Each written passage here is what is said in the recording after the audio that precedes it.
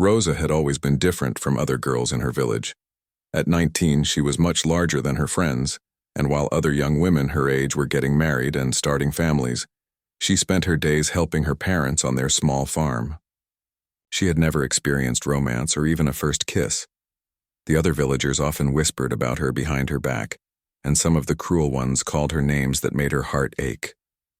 But Rosa didn't mind the hard work. She loved the feeling of dirt under her fingernails and the satisfaction of harvesting vegetables she had helped grow. Every morning, she would wake up before sunrise and help her father, Miguel, tend to their crops. Her mother, Carmen, would prepare simple meals with whatever they could grow or afford to buy. Life wasn't easy, but it was theirs. The small house where Rosa had lived her entire life might have had holes in the roof and walls that needed repair, but it was filled with love. Her parents had always told her that she was special, that her size didn't matter, and that someday she would find her place in the world. Everything changed during the third year of failed crops. The rains that usually came in spring never arrived. The summer sun beat down mercilessly on their small plot of land, turning the soil into hard, cracked earth that refused to grow anything. Miguel would spend hours staring at the empty fields, his weathered hands shaking as he tried to figure out what to do next. The family's savings, which had never been much to begin with, disappeared quickly. First, they sold their old cow, Esperanza, to a neighbor. Rosa cried for 3 days after watching someone else lead away the gentle animal she had known since childhood.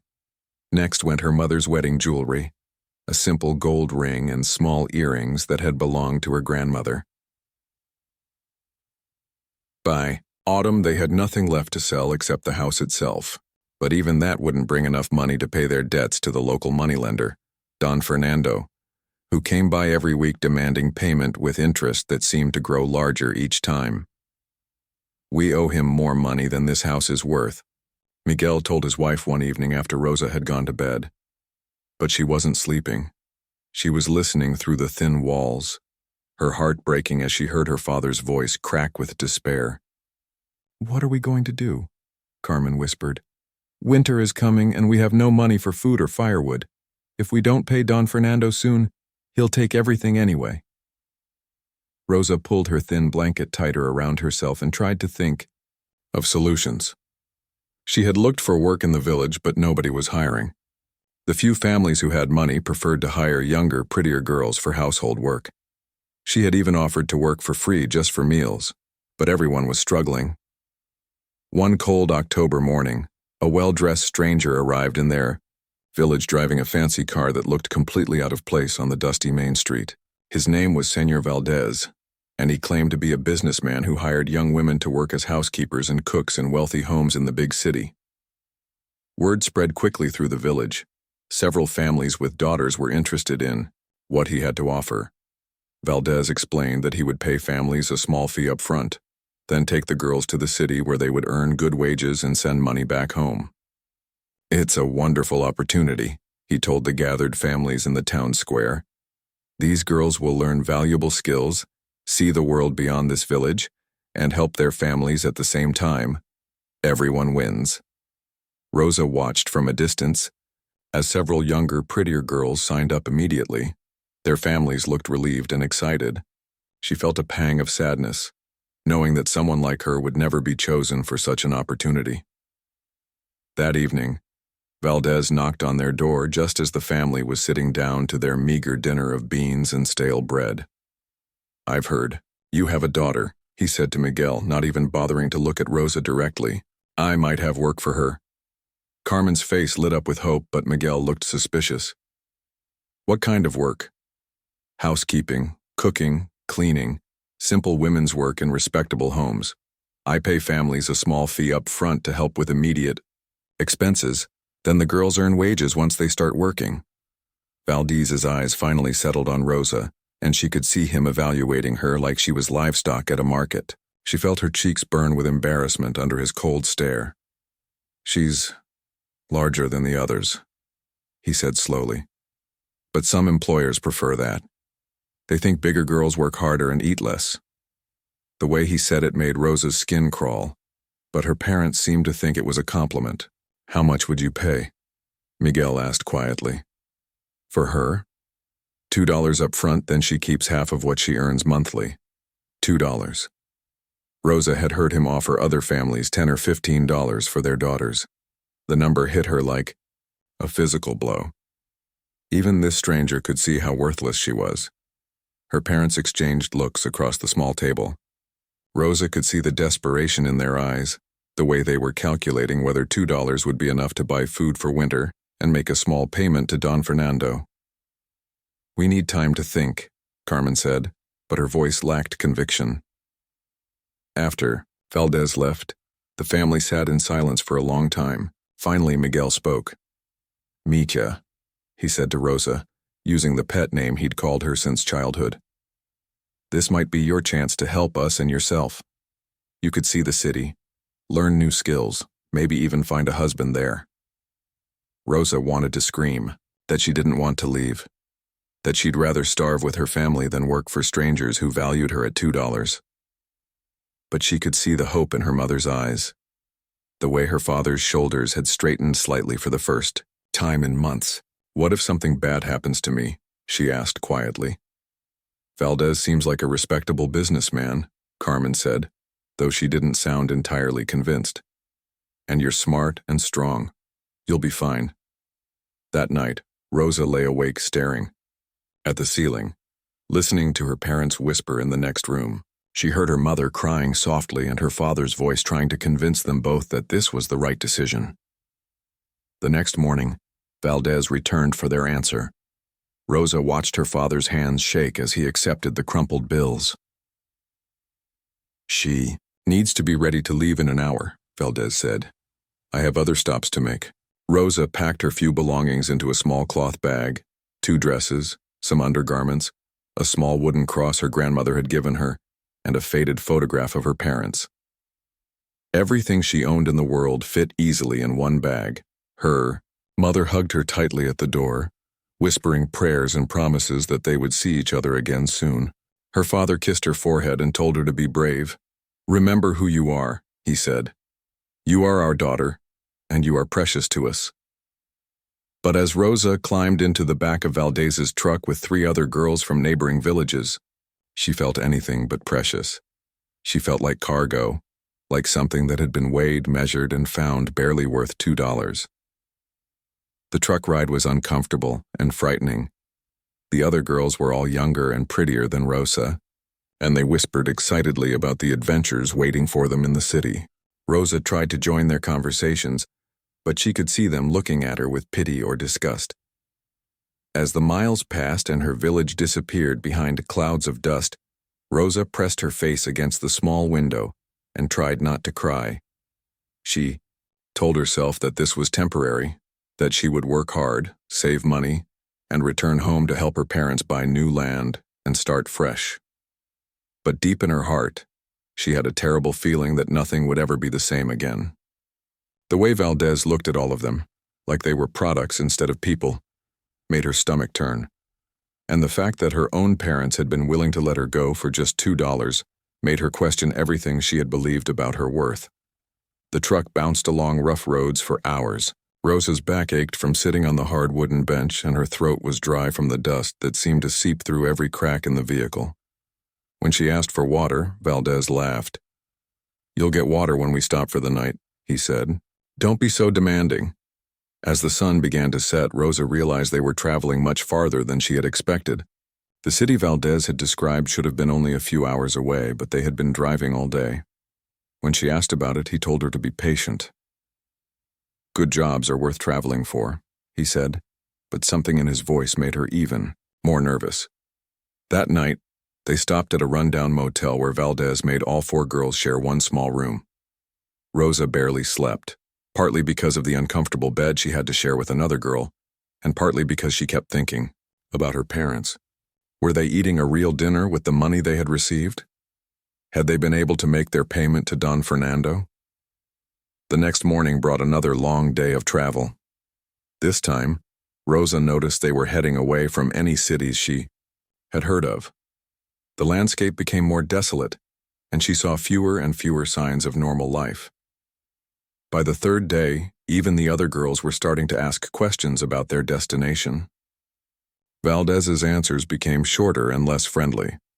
When one girl complained about being hungry, he told her that complaining girls didn't get good job placements. Rosa's terrible feeling was growing stronger by the hour. This didn't feel like a journey toward honest work and a better life. It felt like something much darker, and she was powerless. The compound where the truck finally stopped looked nothing like Rosa had imagined. Instead of a clean, respectable business office, she saw high walls topped with sharp wire, heavy gates that clanged shut behind them, and guards who watched their arrival with cold, calculating eyes. "Welcome to your new home," Valdez said with a smile that didn't reach his eyes. "You'll be working for Señor Herrera now. He runs a very successful business, and if you're smart and obedient, you'll do well here." Rosa's heart pounded as she climbed out of the truck with the other girls. The compound was larger than her entire village, with several concrete buildings connected by dusty pathways. Everything looked industrial and unwelcoming, nothing like the comfortable homes where she had imagined working as a housekeeper. A heavy-set man emerged from the largest building, flanked by two younger men who looked like they could break someone in half without much effort. The man's expensive clothes couldn't hide the meanness in his small dark eyes. "So these are the new workers," Herrera said, looking over the four frightened girls like a farmer examining cattle. "Not the prettiest bunch, but they'll do." When his gaze landed on Rosa, he frowned. "This one is bigger than I usually prefer, but some clients like variety. We'll see what we can do with her." The word clients made Rosa's stomach drop. This wasn't about housekeeping or cooking. She was beginning to understand that she had been lied to about everything. The girls were separated immediately.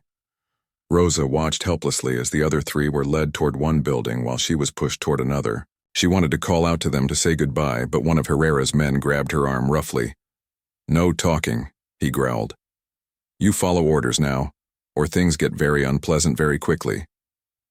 Rosa was shoved into a small, windowless room that contained nothing but a thin mattress on the floor and a bucket in the corner. The door slammed shut behind her, and she heard multiple locks clicking into place. For the first time since leaving her village, Rosa allowed herself to cry. She sobbed for her parents, who had trusted a stranger with their daughter's life for $2 measly. She cried for her own naivety in believing that someone would value her enough to give her real work and a chance at a better life. Hours passed before anyone came for her. When the door finally opened, a woman entered carrying a tray of watery soup and stale bread. The woman was probably only in her 20s, but she looked much older, with hollow eyes and thin hair that suggested years of poor nutrition. "Eat quickly," the woman said in a whisper. "Tomorrow your training begins." "Training for what?" Rosa asked, though she was afraid of the answer. The woman looked around nervously before answering. "They're going to try to make you more appealing to buyers. Less weight, different clothes, makeup. And they'll teach you how to act around the men who come here." Rosa felt sick. "What kind of men?" "The kind who pay Herrera for things that aren't legal," the woman replied sadly. "My name is Isabel. I've been here for 8 months. I came from a village not far from yours looking for honest work." Isabel explained how the system worked in hushed tones. Girls were brought in with promises of legitimate employment, then gradually broken down through hunger, isolation, and threats.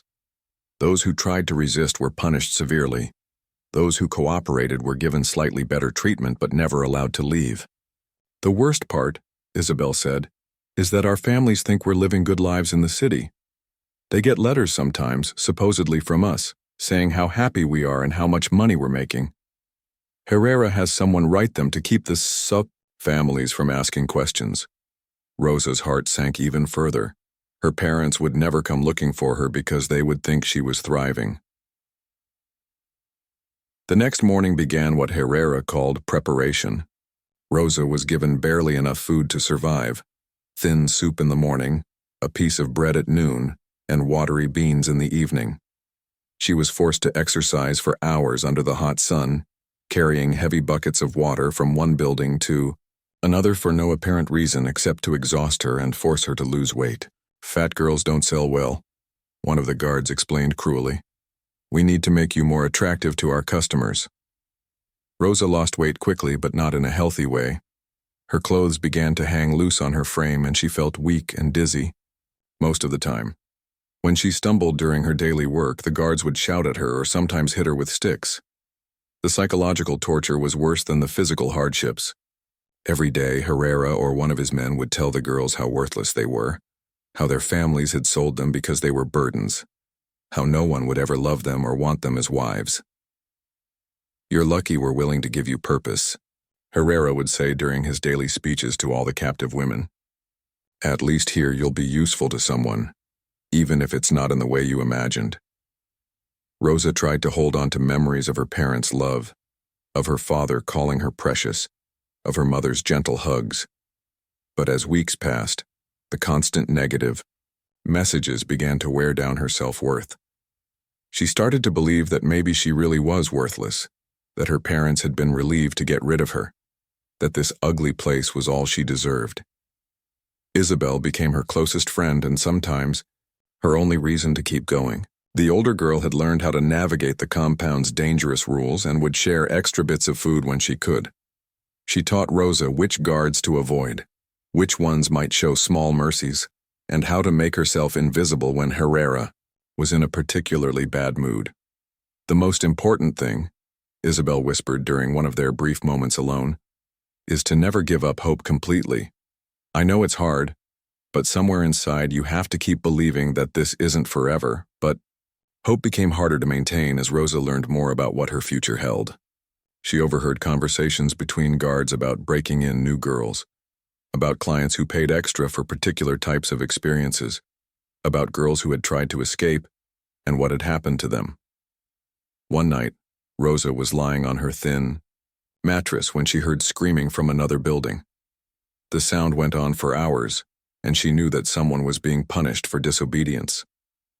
The next morning, she learned that a girl named Lucia had tried to climb the compound wall during the night. "She won't try that again," one guard laughed to another. Herrera made sure of that. Rosa never saw Lucia again, but she heard whispers that the girl had been sold immediately to someone who specifically wanted damaged goods for a much lower price than usual. The threat was clear to everyone. Resistance would be punished, not just with pain, but with an even worse fate than cooperative compliance. As her third month in captivity began, Rosa felt herself changing in ways that frightened her. She no longer cried every night. She no longer fought back when guards gave her orders. She had learned to make herself small and quiet, to do exactly what was expected without question. Isabel worried about the change in her friend. "Don't let them erase who you really are," she pleaded. "I know it's easier to just go numb, but if you lose yourself completely, they've won." Rosa wanted to listen to Isabel's advice, but numbness felt safer than hope. Hope hurt too much when it was constantly crushed. It was easier to just exist day by day, completing her assigned tasks, eating her meager meals, and trying not to think about what was coming next. The other girls from her village had been moved to different buildings, and she rarely saw them anymore. When she did catch glimpses of them across the compound, they looked as hollow and defeated as she felt. They didn't acknowledge each other. Acknowledging their shared past would have been too painful. One evening, Rosa overheard Herrera talking to Valdez about her progress. "She's almost ready," Herrera said. "Lost enough weight to be appealing. Learned to follow orders without argument. I have a buyer in the city who specifically requested someone quiet and obedient. He'll pay well for her." "When?" Valdez asked. "Next month. I want to make sure she's completely broken in first. No spirit left to cause trouble." Rosa felt something die inside her chest as she heard those words. Next month, she would be sold to some stranger who saw her as a product to be consumed. All the small hopes she had been clinging to, that someone might rescue her, that her parents might realize what had happened and come looking for her, that she might find a way to escape, crumbled into dust. That night, she lay on her mattress, staring at the ceiling and tried to remember what it felt like to be loved. Her parents' faces were becoming fuzzy in her memory. Her old life in the village felt like something that had happened to someone else. Isabel found her the next morning, sitting in the corner of the courtyard where the girls were allowed to spend an hour in the fresh air. "You look like you've given up completely," Isabel said softly. "Maybe I have," Rosa replied. "Maybe this is just what my life is supposed to be." "Don't say that. Don't ever say that." Isabel grabbed Rosa's hands. "I've been here longer than you, and I've seen girls who seemed completely broken find ways to survive and even escape. You're stronger than you know." But Rosa couldn't feel her strength anymore. She felt hollow, like an empty shell of the person she used to be. The girl who had loved farming and dreamed of helping her parents recover from their financial troubles seemed like a character from a story she had heard once, not someone. The scorching afternoon sun made everything shimmer like a mirage as Rosa struggled across the compound courtyard with her water buckets.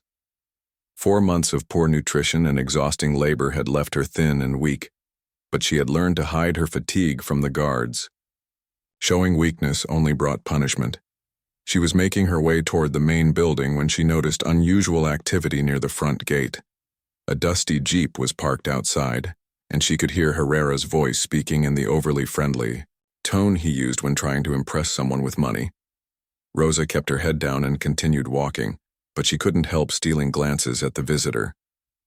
He was a tall man with sun-weathered skin and clothes that looked like he had been traveling for days. Unlike the other men who visited the compound, the ones who made Rosa's skin crawl with their hungry stares, this stranger seemed different. He moved with quiet confidence and spoke in a calm, measured voice. "Your operation is quite impressive, Señor Herrera," the man was saying as Rosa passed within earshot. "I represent buyers who are always looking for quality merchandise and reliable suppliers." Herrera preened at the compliment. "I pride myself on running a professional business. My girls are well-trained and obedient. No troublemakers here." The stranger nodded, but Rosa noticed his eyes were constantly scanning the compound, taking in details that most visitors ignored. When his gaze briefly met hers, she expected to see the same cold evaluation she was used to from other potential buyers. Instead, she saw something that made her stumble slightly. Genuine concern. "I'd be interested in seeing more of your facilities," the man said. "I like to know exactly what kind of operation I'm working with before I make any substantial investments." As Rosa continued her tasks throughout the afternoon, she kept noticing the stranger. Unlike other visitors who stayed safely in Herrera's office or the main reception area, this man asked to see everything. He toured the dormitories, the work areas, even the kitchen where the girls' meager meals were prepared. Each time Rosa encountered him during her water-carrying duties, she felt his eyes on her for just a moment longer than seemed normal.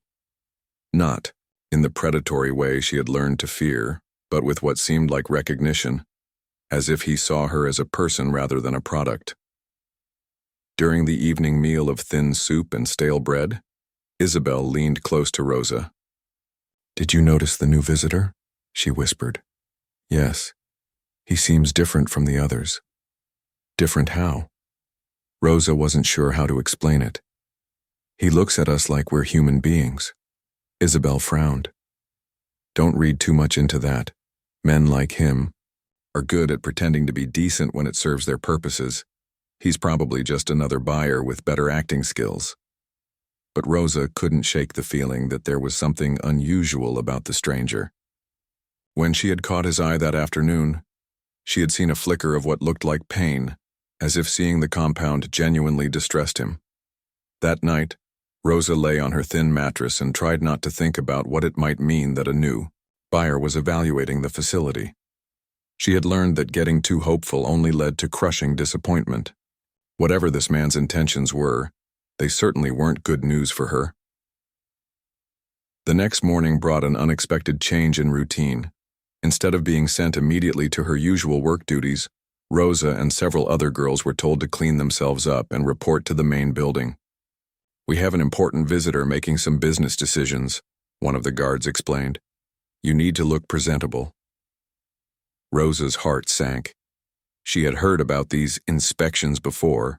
Potential buyers would examine the available girls, like livestock, checking their health, asking questions about their backgrounds, sometimes even requesting private demonstrations of obedience.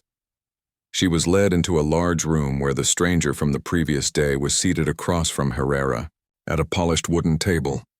Papers were spread between them, and the conversation seemed to be about prices and delivery arrangements. "These are some of my best workers," Herrera said proudly as the girls filed into the room. "Well-trained, healthy, and completely compliant." The stranger's eyes moved over each girl, but Rosa noticed that his expression remained neutral, almost businesslike. When he looked at her, however, she saw that same brief flash of something deeper, concern, maybe even anger that he was trying to hide. "I'm particularly interested in that one," the man said, nodding toward Rosa. "She seems suitable for a client who has specific requirements." Herrera looked pleased. "Excellent choice. She's been here several months, completely broken in, and ready for placement. Very obedient, never causes trouble. What's her background? Rural family, sold her to cover debts. Virgin when she arrived, which some buyers pay extra for, though that won't last long, obviously. She's lost quite a bit of weight since arrival. Much more appealing now than when she first got here." Rosa felt heat rise in her cheeks as they discussed her like she wasn't standing right there. The stranger, however, seemed uncomfortable with Herrera's casual cruelty. "I'd like to speak with her privately," the man said, "to assess her suitability for my client's needs." Herrera hesitated. Private conversations between buyers and merchandise weren't standard practice. But the stranger had been talking about making a large investment, potentially buying multiple girls for his network of clients. "Of course," Herrera agreed. "Use my private office. But remember, she's not allowed to speak unless specifically asked a direct question. We've trained them well." Rosa was escorted to Herrera's office, where the stranger was already waiting. As soon as the door closed behind the guard, the man's entire demeanor changed. The cold businessman mask dropped, replaced by gentle concern. "What's your name?" he asked softly. Rosa was so surprised by his kind tone that she almost forgot to answer. "Rosa," she whispered. "Rosa, my name is Gabriel, and I need you to listen very carefully to what I'm about to tell you. Can you do that?" She nodded, afraid to hope that this conversation might be leading somewhere different than she expected. "I'm not really a buyer," Gabriel said, keeping his voice low. "I work with an organization that helps people in situations like yours. We rescue women and children who have been trafficked and help them rebuild their lives." Rosa stared at him in disbelief. "That's not possible. People like me don't get rescued." "Yes, they do. You do. But I need your help to make it happen safely." Gabriel leaned forward. "How many girls are being held here?" I don't know exactly. Maybe 20. They move us around, keep us separated." "Are there guards posted at night?" "Yes, always, and the walls are too high to climb. A girl tried to escape a few months ago and—" Rosa's voice trailed off. "I understand," Gabriel said gently. "That's why we can't just grab you and run. We need to be smart about this. Why are you helping us? What do you get out of it?" Gabriel was quiet for a moment. "I have a daughter about your age. If something like this happened to her, I would want someone to help her. That's all the reason. I need." For the first time in months, Rosa felt tears coming to her eyes. Not tears of despair, but tears of hope she had thought was gone forever. "What do I need to do?" she asked. "For now, nothing different. Continue following their rules. Don't give them any reason to suspect anything has changed. I'm going to make Herrera an offer he can't refuse, but it needs to look like a normal business transaction."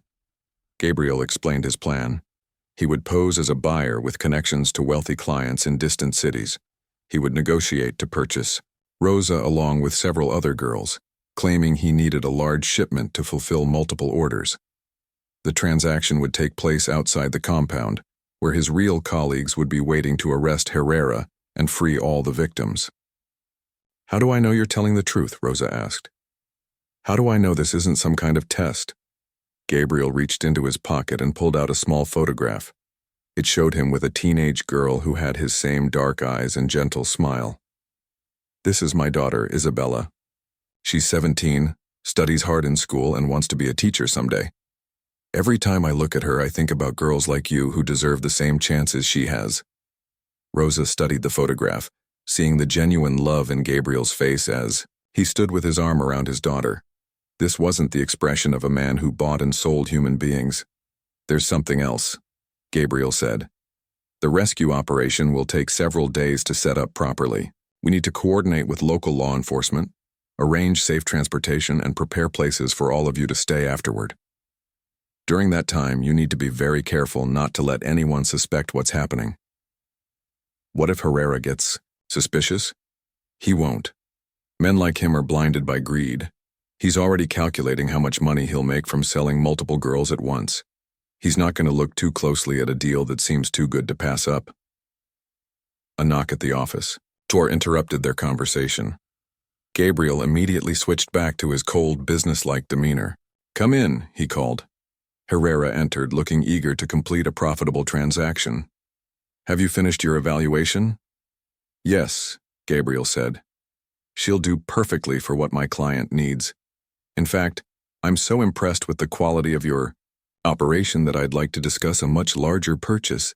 Herrera's eyes lit up with greed. "How much larger?" The 3 days that followed Gabriel's visit felt both endless and terrifyingly short. Rosa tried to act normal, carrying her water buckets and completing her assigned tasks without drawing attention to herself. But inside, her heart raced with a mixture of hope and fear that made it hard to eat the little food she was given. Isabel noticed the change immediately. "You look different," she whispered during one of their brief moments alone. "What happened when you talked to that buyer?" Rosa wanted desperately to tell her friend what was really happening, but Gabriel had warned her that the fewer people who knew, the safer everyone would be. If word spread among the captive women, someone might accidentally reveal the plan to a guard? "Nothing special," Rosa lied. "He just asked the usual questions." But Isabel wasn't fooled. "You have something in your eyes that hasn't been there in months. Hope. What did he tell you?" Rosa's resolve cracked slightly. Isabel had been her closest friend through the darkest period of her life. She deserved to know that freedom might be coming. "He's not what he seems," Rosa whispered. "But I can't say more. Just be ready for anything in the next few days." Isabel studied her friend's face carefully. "Are you talking about what I think you're talking about?" Rosa nodded slightly, then quickly looked away. Even admitting that much felt dangerous. On the second day, Herrera announced to his guards that he had arranged a major sale. 6 girls would be selected for transport to new buyers. Rosa's stomach knotted with anxiety as she waited to learn who would be chosen. You, and you." Herrera pointed to Rosa, Isabel, and 2 other girls Rosa recognized but didn't know well. "And you 2, he added, selecting 2 of the youngest women in the compound. Rosa felt relieved that Isabel would be with her, but worried about the younger girls who looked terrified. One of them, a girl named Paloma who couldn't be more than 16, started crying immediately. "Stop that crying," one of the guards barked. "You should be grateful. You're going to better situations than this place." If only he knew how true that statement might actually be, Rosa thought. That evening, the 6 selected women were moved to a separate building and given slightly better food than usual. Herrera explained that buyers expected their merchandise to look healthy and well-fed. "Tomorrow morning, you'll be loaded into a transport vehicle and taken to meet your new employers," he announced. "Any of you who cause trouble during the transfer will be severely punished before being handed over. Your new owners have been told they can do whatever they want with troublemakers." Rosa tried to sleep that night, but her mind raced with possibilities. What if Gabriel's rescue plan failed? What if this was all an elaborate test of her loyalty? What if real buyers showed up instead of Gabriel's rescue team? She thought about her parents back in the village, probably still believing she was working as a housekeeper in some comfortable home. If Gabriel's plan worked, would she ever be able to go back to them? Would they want her back after everything that had happened to her?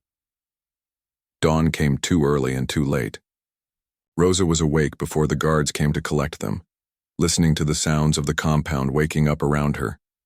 Isabel was also awake, staring at the ceiling with wide, frightened eyes.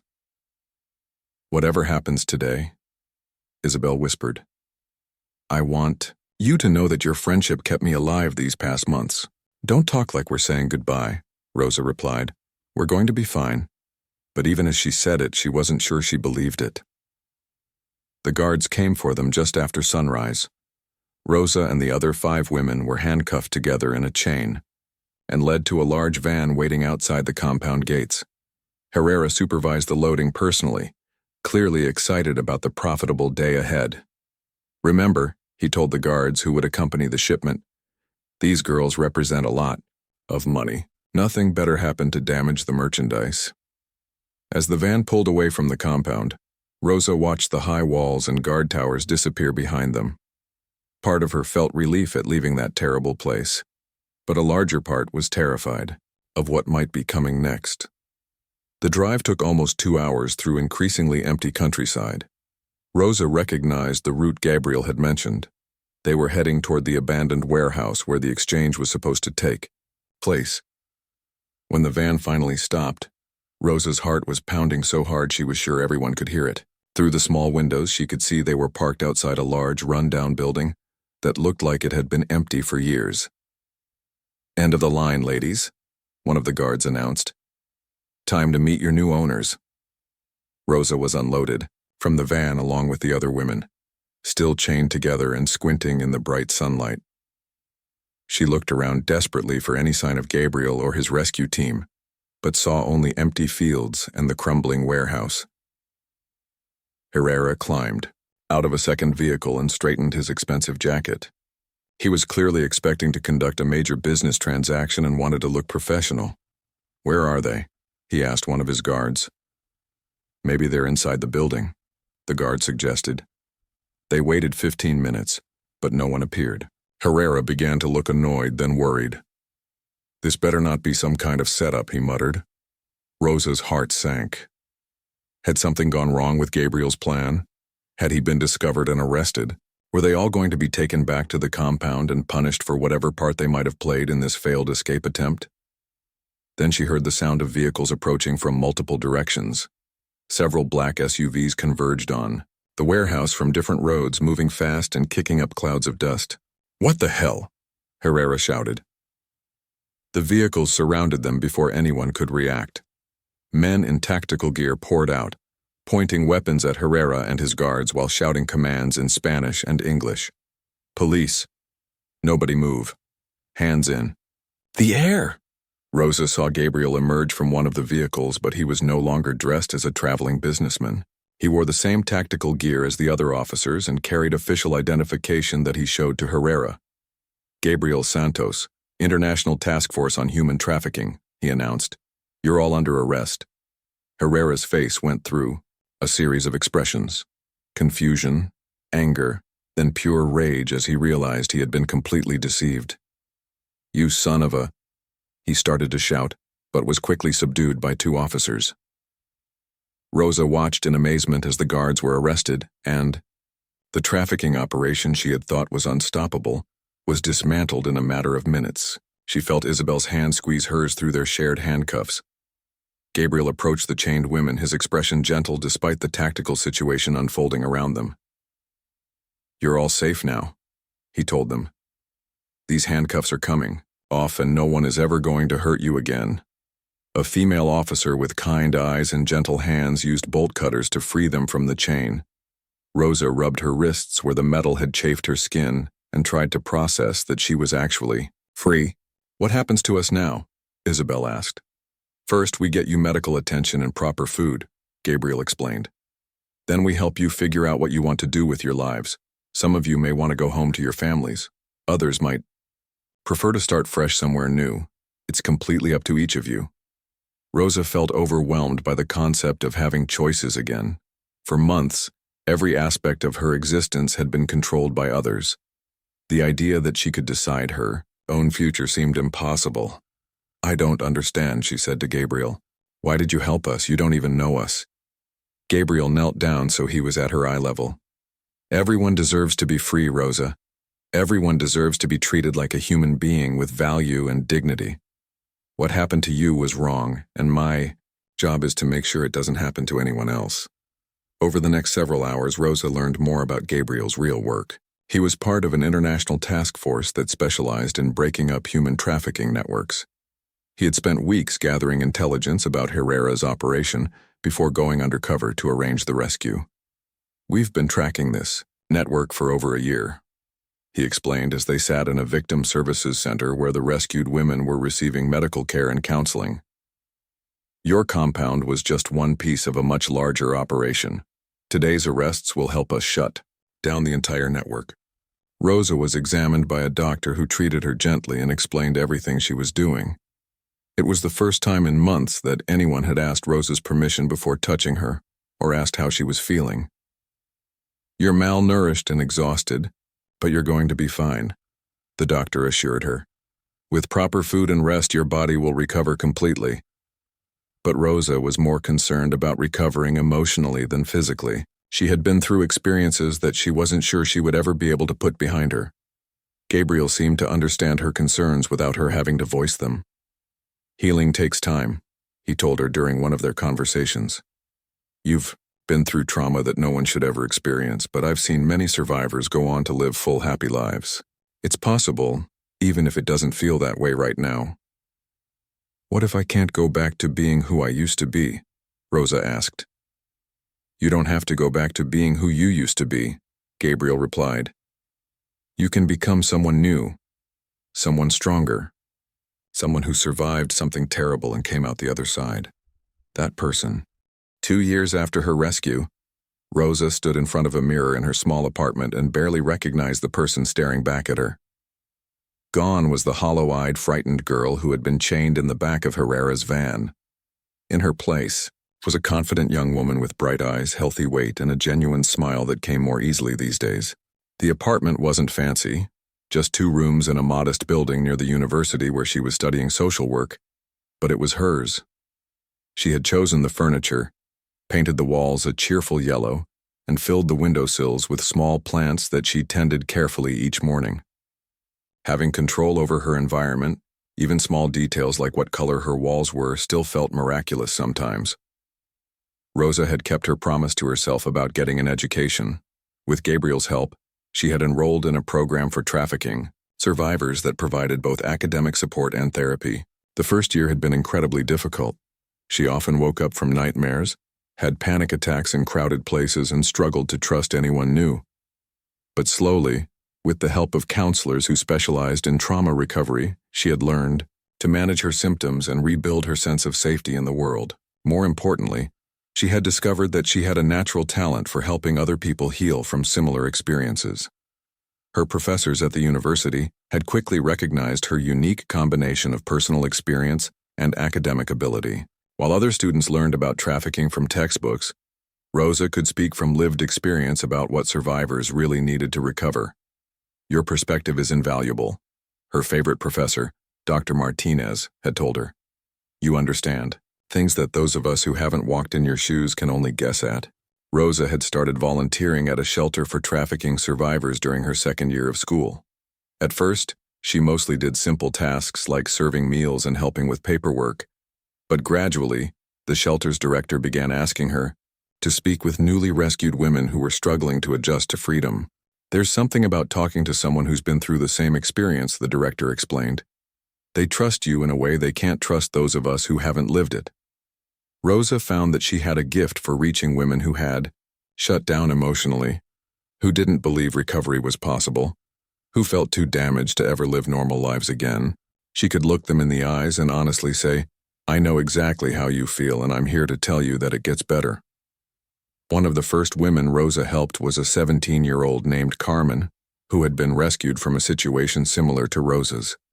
Carmen refused to speak to any of the counselors and spent most of her time staring at the wall in her room at the shelter. "She reminds me of you when you first arrived," Gabriel told Rosa during one of his regular check-in visits. "Maybe you could try talking to her." Rosa approached Carmen carefully, remembering how overwhelming it had felt when well-meaning people tried to rush her healing process. "I'm not going to tell you that everything's okay now," Rosa said, sitting on the floor next to Carmen's bed. "Because I know it doesn't feel okay. I know you feel broken and worthless and like you'll never be normal again. Carmen looked at her with surprise. Most adults told trafficking survivors to focus on the positive, to be grateful for their rescue, to look toward the future. Rosa was the first person to acknowledge that those feelings were valid. The truth is, you are different now, Rosa continued. What happened to you changed you, and pretending it didn't won't help anyone. But different doesn't mean damaged beyond repair. It just means you're going to have to figure out who this new version of yourself is. Over the following weeks, Rosa spent hours with Carmen, sharing her own story and listening to Carmen's experiences. Gradually, the younger girl began to open up, to cry, to express anger about what had happened to her. How do you do it? Carmen asked one day. How do you seem so? Normal? Rosa laughed softly. I have bad days too. Days when I can't get out of bed, when I have flashbacks, when I feel like I'll never be okay. But I also have good days. Days when I remember that I'm strong, that I survived something terrible, that I'm building a life that means something. Will I ever have good days? Yes, Rosa said with certainty. You will. It just takes time. Helping Carmen and other survivors gave Rosa a sense of purpose that she had never experienced before. Even during her happiest days back in her village, with her parents, she had never felt like her life had real meaning. Now, every day brought opportunities to make a difference in someone else's journey toward healing. Gabriel had remained a constant presence in Rosa's life, though their relationship had evolved from rescuer and victim to something more like family. He attended her graduation from the Survivor Support Program, celebrated when she got accepted to university, and took her out for dinner on the anniversary of her rescue each year. I'm proud of who you've become, he told her during one of these anniversary dinners. When I first met you carrying those water buckets, I saw someone who was broken but not defeated. I hoped you'd be able to rebuild your life, but I never imagined you'd become such a powerful advocate for other survivors. I learned from the best, Rosa replied. You showed me that there are people in this world who help others just because it's the right thing to do. Now I want to be one of those people. During her third year of university, Rosa was offered an internship with the same international task force that Gabriel worked for. Her role was to help with victim interviews and provide support during rescue operations.